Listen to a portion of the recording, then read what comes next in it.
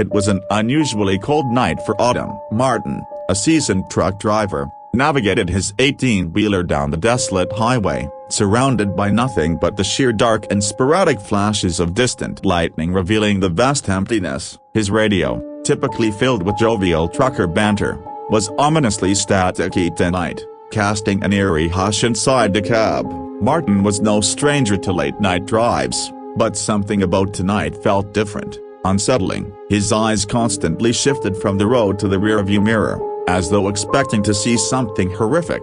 The only sound accompanying him was the monotonous drone of the engine and the occasional crackle from the radio. Suddenly, in the dim illumination of his headlights, he spotted a figure by the side of the road. It was a woman, donned in a white, tattered dress, soaked by the unrelenting rain, her dark hair obscuring her face. Despite the tempest around her, she seemed unfazed, her arm extended, thumb up, hitchhiking. A mixture of compassion and traditional belief in helping those stranded overpowered Martin's initial apprehension. He pulled the truck over, its brakes squealing in the silence of the night. The woman approached the passenger door, her movements almost ethereal, a stark contrast to the tempest around her. As she climbed into the cab, Martin noticed her eyes, dark abysses that seemed to penetrate his very soul. "Thank you," she whispered, her voice barely audible over the howl of the wind. "I need to get to the next town." Martin, perturbed yet compelled to assist, nodded, and the truck lurched forward once again. He stole glances at the enigmatic passenger, who stared fixedly ahead, her expression devoid of emotion. Her clothes, although drenched, did not seem to drop any water, remaining inexplicably dry inside the cab. The radio suddenly sprung to life, blaring an old, melancholic tune that Martin was sure he had never heard before. The woman's eyes flickered towards it for a moment before returning to the desolation outside. Unnerved, Martin tried to initiate conversation. "So, what brings you out to a place like this, especially at night?" She turned to him, those abyssal eyes locking onto his. "A bad decision," she murmured, "and a wrong turn." Martin swallowed hard, sensing the weight of her words. He remembered a local legend about a woman who disappeared on this very highway decades ago after a car accident. Could this be her? His rational mind dismissed the thought. Ghost stories were just tales to scare kids. "Accidents can happen to anyone," Martin replied, trying to ease the tension, "especially on a road like this, with weather like this." She remained silent for a moment before murmuring, "Some accidents are meant to happen, and some roads are meant to be avoided." The wind howled louder, and the truck's lights began to flicker. An unsettling feeling crept up Martin's spine. "Look, it won't be long now. The next town is just about 20 miles away. I'll drop you at the station." She didn't respond. Instead, she looked out of the window, her gaze focused on something Martin couldn't see. Minutes felt like hours, and the only sound was the monotonous hum of the engine and the old tunes from the radio. Suddenly, the woman pointed to a dilapidated road sign ahead. "Here," she said, her voice as cold as the wind outside. "Stop here." Martin was hesitant. The sign, barely visible through the rust and wear, pointed towards an old service road, long abandoned. "Are you sure?" he asked. She nodded, those haunting eyes locked onto his. "This is where I need to be." Unable to refuse her, Martin turned the truck onto the service road. The path was overgrown, the asphalt broken and cracked. They hadn't gone far when the woman signaled for him to stop. "This is the spot," she whispered, pointing towards a small clearing. Martin's headlights illuminated an old, rusted car, half buried by time and vegetation. His heart raced as he pieced together the scene. The car looked as if it had veered off the road decades ago. Beside it, a faded memorial stood, marking the tragedy. The woman opened the door, the cold wind sweeping inside. "Thank you for bringing me back," she said, her voice now softer, filled with a deep sorrow. "I needed to find my way back to him." She pointed towards the old car. Martin watched in stunned silence as she walked towards the wreckage, her form gradually fading until she was completely gone, leaving no trace of her presence. Shaken,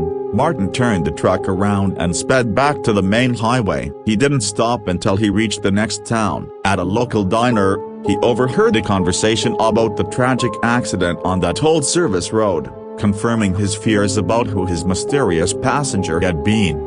Years passed, and Martin never drove on that highway again. Haunted by the Phantom Hitchhiker, the story became one he'd share with fellow truckers, a chilling reminder of the secrets the open road can hold. Martin. The story. Despite being haunted by the memory, Martin's encounter with the spectral woman inexplicably tethered him to her story. On a stormy autumn night, not unlike the one from years before, Martin, now retired, found himself driving his old, beaten-up pickup down the very highway he had vowed never to traverse again. Thunder rolled through the dark sky as he approached the now familiar service road. His hands, aged and trembling, gripped the steering wheel tightly as he turned onto the overgrown path. The rusted sign, which had heralded the spectral woman's destination years ago, now lay on the ground, victim to years of neglect and weathering. Martin stepped out of his vehicle, the rain pelting his face as he slowly walked towards the faded memorial and the wreckage that had lingered in his dreams for years. Kneeling beside the memorial, he gently cleared the weeds, revealing a faded photograph of a young, smiling couple and a woman, unmistakable with her piercing eyes, alongside a man, joyous and full of life. His voice, barely a whisper, cut through the roar of the storm. "I brought you back. But I never said goodbye." A gentle breeze, oddly warm amidst the cold rain, caressed his cheek as he heard a soft whisper in the wind. "Thank you." Martin, his eyes welling with tears, left a single white rose beside the photograph, standing silently for a moment before returning to his vehicle. He would never return to that haunting place, but the memory remained, a ghostly reminder that lingered in the recesses of his mind. Sometimes, on quiet nights, he would sit and wonder about this. Although Martin never revisited that hauntingly melancholic spot, the threads of the spectral woman's story wove themselves tightly around the tapestry of the local lore. Whispered tales of the Phantom Hitchhiker lingered in the air like a persistent fog, enveloping the small towns along the highway in a gentle yet eerie embrace.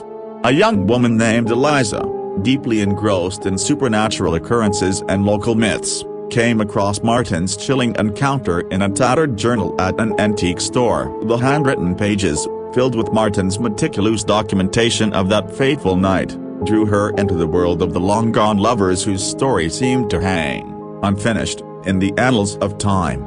Feeling an inexplicable connection and armed with an insatiable curiosity, Eliza found herself driving along the same highway, her heart pounding with a mixture of fear and excitement. The overgrown service road seemed to beckon her, inviting her to delve deeper into the mystery that had encapsulated the lives of those who had ventured there before. The rusty car, now little more than an amalgamation of metal and memories, bore silent witness to Eliza's arrival. The memorial, though battered by time, steadfastly guarded the lover's story, frozen in a perpetual state of longing and loss. Eliza, with a gentle hand, traced the outlines of the faded photograph. "What happened here?" she whispered into the silence. "Why do you linger in this realm?" A shiver cascaded down her spine as a faint whisper, barely discernible, brushed past her ears. "Find us." Determined to uncover the shrouded history of the spectral woman and her lost lover, Eliza pored over historical records, old newspapers, and personal diaries. What she discovered was a tragic tale of love, loss, and a lingering connection to the world left behind. The spectral woman was once known as Eleanor, and the man beside her, Thomas. They were deeply in love, planning a future together, which was tragically severed when Thomas perished in a car accident on the very service road that now served as a memorial to their story. Eleanor, devastated by the loss, would often be seen, wandering along the highway, hopelessly searching for Thomas, until one day, she too mysteriously disappeared. Eliza, heart-aching for the separated lovers, returned to the desolate service road, a single candle flickering in her hand as she whispered softly into the night, "Eleanor, Thomas, your love story has touched my heart. If you can hear me, know that your tale lives on. May you find each other in the realms beyond and find peace at last." As the words lingered in the night, a gentle breeze stirred, extinguishing the candle's flame. In the darkness, two soft lights appeared, floating gently towards one another until they intertwined, forming a warm, glowing orb. Tears streamed down Eliza's cheeks as she witnessed the spectral reunion, the orb pulsating with an ethereal love that transcended time and space. With the final, heartful glance, It ascended upwards, dissipating into the night sky, leaving behind a tranquility that had long been absent from the forsaken memorial. The legend of the Phantom Hitchhiker lived on, but with the new ending, one of eternal love and peaceful resolution. Travelers and lovers would often visit, leaving tokens of remembrance and sharing whispered wishes for everlasting love under the celestial canopy, where two lost souls finally found their eternal embrace. The legend of Eleanor and Thomas began to permeate the lives of the townspeople along the once desolate highway. The forsaken service road became a beacon for lost souls seeking solace and closure, much like Eliza, who found herself inexorably connected to the ethereal tale. A melancholic yet peaceful aura enveloped the memorial, inviting others to discover its mystical charm and serenity. A few years later, Eliza met Henry, a kindred spirit equally entranced by supernatural phenomena and local folklore. Drawn together by the poignant tale of Eleanor and Thomas, their connection blossomed into a profound, ineffable love, reminiscent of the lost lovers whose spirits once lingered on the haunted highway. Henry, deeply moved by Eliza's unwavering commitment to preserving Eleanor and Thomas's legacy, decided to create a documentary, bringing their tale to the world, immortalizing their love, and simultaneously turning the forsaken service road into a symbol of everlasting love and eternal peace. Eliza and Henry spent countless nights under the celestial tapestry, sharing stories and imagining Eleanor and Thomas's spectral hands guiding lost souls towards reconciliation and closure. The memorial, which once stood solemnly as a reminder of lost love, transformed into a sanctum where broken hearts mended and lost love was remembered and celebrated. However, not all souls were at peace in the town adjacent to the memorial. There existed a man named Walter, whose bitter heart could not bear the stories of everlasting love and reconciliation. He had once loved truly and deeply, only to be met with betrayal and heartbreak. Walter despised the memorial, loathing the nightly whispers of undying love and spectral reunions. In a spiteful rage, he plotted to dismantle the memorial, to erase Eleanor and Thomas's story from the collective memory of the town, and in doing so, perhaps dull the pain that incessantly gnawed at his fractured heart. One stormy night, mirroring the tempestuous evening when Eleanor met her spectral fate, Walter, armed with a sledgehammer and driven by bitterness, approached the memorial, intent on obliterating the symbol of perpetual love.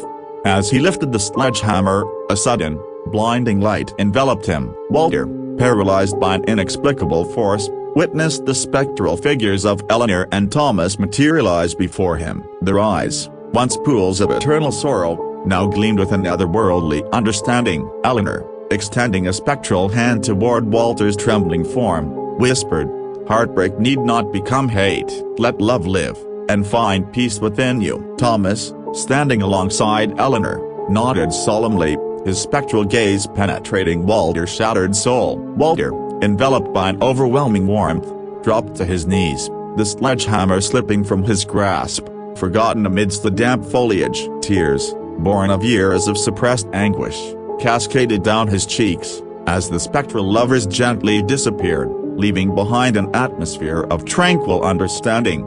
Walter, his heart lightened by an inexplicable release, turned his back to the past and walked away from the memorial, an unspoken vow lingering in the air, promising to let love live. Henry, who had witnessed the encounter from afar, approached Walter, placing a gentle hand on his shoulder, offering a silent acknowledgement of shared understanding and newfound peace. The story of Eleanor and Thomas, Walter's unspoken vow, and the eternal sanctuary for broken hearts lived on, its essence immortalized not just in the town's history, but in every soul that sought and found peace beneath the timeless, celestial glow. Thus, the haunted highway, once a road of spectral sorrow, became an eternal path where love, loss, and reconciliation coexisted, whispering tales of timeless emotions to every wandering soul that traversed its poignant landscape.